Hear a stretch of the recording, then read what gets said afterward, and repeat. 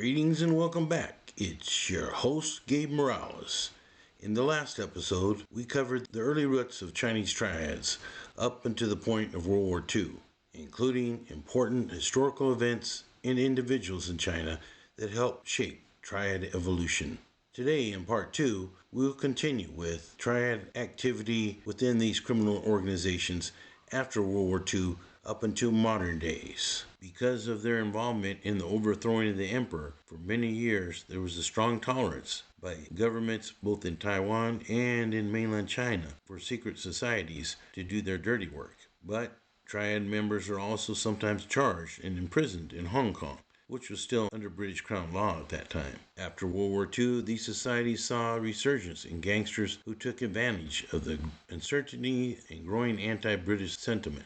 The destruction of Hong Kong and other parts of China by the Japanese gave huge opportunities to the Triads for large reconstruction projects by the mid-1940s, as they controlled much of the legal labor market, as well as continued their illegal activities of the black market. They also continued to corrupt police forces by either paying them off or getting their members and associates to join police forces. These police forces were also in rebuild mode after the war. Also adding to the growth of the Triads and to the population of Hong Kong, Macau, Taiwan, and other places where the Triads operated was the severe government crackdowns by Mao's Communist Party in mainland China. For instance, Hong Kong's population in 1945 soared from approximately 600,000 people to over 2 million people by 1951, more than tripling in just 6 years. As mentioned in the last episode, an individual named Du, aka Big Ears, tried to re-establish his Green Gang in Hong Kong, but was largely unsuccessful and eventually died. Another triad that grew during the 1950s was the 14K triad, and it remains one of the largest triads in the world today. Its roots go back to an individual from the nationalist KMT army who operated under General Chiang Kai-shek. This was Lieutenant General Katsu Wang, who started a 14 association that many believe refers to the first headquarters and an address of 14 Po Wau Road. Some believe the K was later added to refer to 14 karat gold.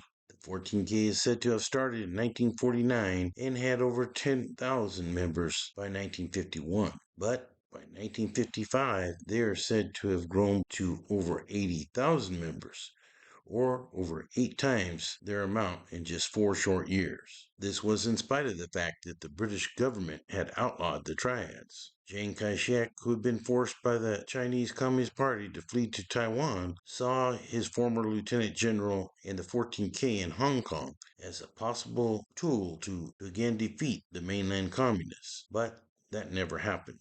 The 14K were not alone in Hong Kong. In fact, 2 major triads preceded them, the Sun Yong, who started in 1919, and the Wo Xing Wo. While I described an example of a basic triad hierarchy in part 1 and showed positions that all started with the number 4, hierarchies and operations of these triads actually differed greatly from group to group. In October 1956, there were major riots in Hong Kong with at least 30 deaths, and the triads were blamed by the police and the government, so a big crackdown ensued. The triads went underground and became more low-key, so were tolerated until the 1970s when a major scandal occurred involving a British police commander who it was discovered had been transferring huge amounts of money to offshore accounts. It was discovered some of this money was from payoffs by the Triads. Quickly packed his bags and returned to England as a billionaire, but was eventually deported from Britain back to Hong Kong and sentenced to 4 years in prison. The Hong Kong government established a new anti-corruption unit called the Independent Commission Against Corruption, or ICAC, but corruption continued. For instance, a decorated Hong Kong police sergeant named Louie was a high-ranking member of the 14K, and he was referred by the press as being the $6 million man, wordplay off a popular American TV show starring Lee Majors that was showing around the same time period. And it was found that Luck was not alone, that he had 4 fellow police sergeants who were also in on the corruption, and they were referred to as being the 5 Dragons by the local press. This negative attention brought pressure again on the Triads, but they were given another shot in the arm, no pun intended, by the worldwide popularity of heroin, often called China White, that was smuggled out from the Golden Triangle of Southeast Asia and then American markets. The infamous French Connection case is a good example of this. During this time period, the 14K was wise to let the other two main HK triads, the Sun Yeong and Wo Shing Wo, in on the action in order to keep relative peace, and they all got rich. By 1976, the triads again caught the attention of HK police, and some of the 14K fled to Taiwan. There were also some independent drug runners, such as Ng Si Ko, aka Limpy Ho, who was also a narcotics runner in the 1970s.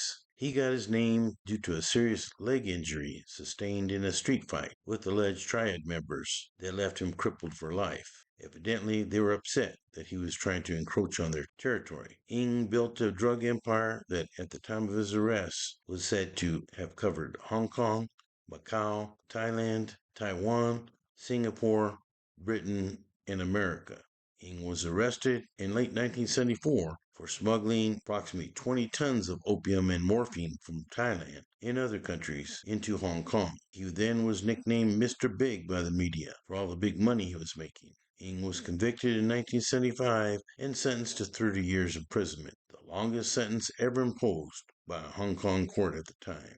After Chiang Kai-shek's death, martial law was lifted and it became easier for Taiwanese organized crime to operate. As the Taiwanese economy grew, so did activities of the Triads, with such things as business extortion. By the late 1960s, the aspirations of the United Bamboo shifted from street fighting to profiteering.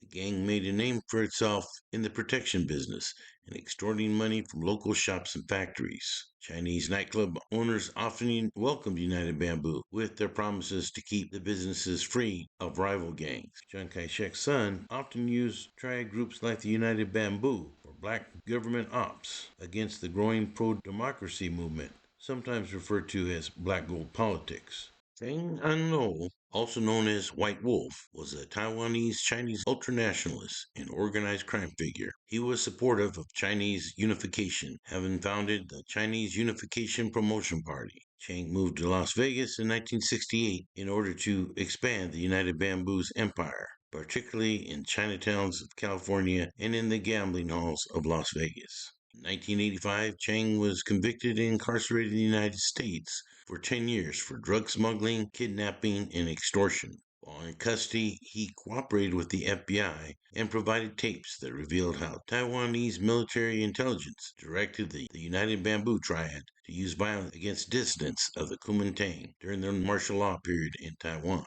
Former leader of the United Bamboo fled Taiwan in 1996 after being placed on the wanted list by authorities in Taipei for his involvement in organized crime. This forced him to live in exile in Sichuan, the People's Republic of China. Louie was a journalist who moved to San Francisco, a city with a very large Chinese population and a very large Chinatown. While here in the U.S., his articles were very critical of the government of Taiwan, and he was killed inside the garage of his Daly City home in 1984 by two United Bamboo hitmen. The assassination of Henry Louie had been planned by Chen Chi Li, leader of the United Bamboo Triad at that time. It was found out that Chen was acting on the request of the Kuomintang's Military Intelligence Bureau. In order to attempt to cover up their mess, the KMT, or Kuomintang, arrested hundreds of United Bamboo, which opened up a power vacuum for other groups. 4C's Triad was actually a group started by legitimate businessmen, but there were also illegal activities too, like drug smuggling and gun smuggling. Homicide rates soared as gangsters started carrying guns instead of relying on the traditional martial arts fighting and kung fu weapons. When his son Jiang Qingku, who was chairman of the Kuomintang, died in office in 1988, Taiwan became much more democratic. This included the lifting of martial law in 1986, which allowed the gangs to run freer. By the 1990s, these gangs were well entrenched in Taiwanese economy and society, and some gangsters even ran for political office. Even if not elected, they could often pressure non-member politicians to grant special interests and wielded power via their voting bloc. They would often intimidate civilians to vote for one candidate or the other. Gangsters like Lo Fu Chu was the head of the Celestial Alliance, who became involved in politics via his two sons who were involved in the KMT. Lo himself ran for office in 1995 and won. He did this by assaulting rivals on the outside and sometimes even inside Taipei political chambers, which is the capital of Taiwan. He intimidated many of them until his arrest in 2013 for stock manipulations. There are four major triads in Hong Kong. These were the Wo Hop To, the Wo Xing Wo, the 14K, and the Sun Yi. These operated primarily in the area of Hong Kong. There were also other triads in nationalist Taiwan, such as the United Bamboo and the Four Seas. The 14K triad was first based in Hong Kong, but is now international. It is considered the second largest triad in the world, with around 25,000 members, split approximately 30 subgroups. Their main rivals are the Sun Yian, which is considered the largest triad in the world. Chinese organized crime is also heavily involved in money laundering. These organized crime groups are involved in many different types of crimes, including cyber attacks, which are covered up by the Chinese Communist Party. They're also involved in cryptocurrency scams, ransomware attacks, and other types of internet crimes. They are also involved in romance scams, which by they create fake online profiles to establish relationships with people and then extract money from their victims. A lot of people know this in the United States as catfishing. In addition to cyber scams and money laundering crimes, Chinese organized crime groups are still very much involved in human trafficking.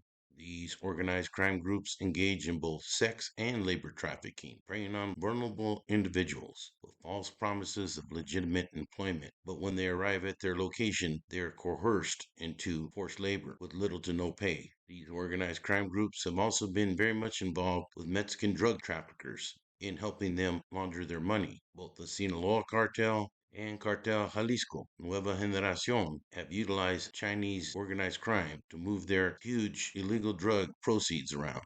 In addition to this, they are also involved in the sale and movement of the chemicals used to make such toxic drugs as methamphetamine and fentanyl, which are produced in super labs down in Mexico. The nation's Office of Drugs and Crime estimates that over $2 trillion is laundered globally each year, and much of that by Chinese organized crime groups. The Chinese Communist Party states that they do not allow these types of crimes and occasional will have the dog and pony show bust on them. Most experts believe that they most definitely have condoned or looked the other way while these groups operate in the United States. This is seen as a national security threat by many U.S. intel experts. Many people have been aware of these triad activities in large major cities with large Chinatowns such as San Francisco and New York for many years. But what many don't realize is they have now branched off into smaller towns and in states all over the United States. When I taught in Oklahoma a few years ago, cops there told me that the Chinese organized crime groups have virtually taken over the illegal marijuana grows there, as well as operating massage parlors that are fronts for prostitution, and that these groups were engaged in money laundering at local casinos. They've even moved to the faraway state of Maine, and it is said that recently more than 40 illegal grow operations ties to Chinese organized crime were shut down across the state. But authorities believe that 100 or more were still up and running. I will cover tongs and Chinese street gangs, also referred to as look-see boys, in another episode. You can find more information on the Chinese triads and other Asian organized crime groups in my book, Asian and Pacific Islander Gangs, available on Amazon.com. Hope you enjoyed this episode and learned something new. Now, this is Gabe Morales signing off for Gangsters, Cops, and Politicians.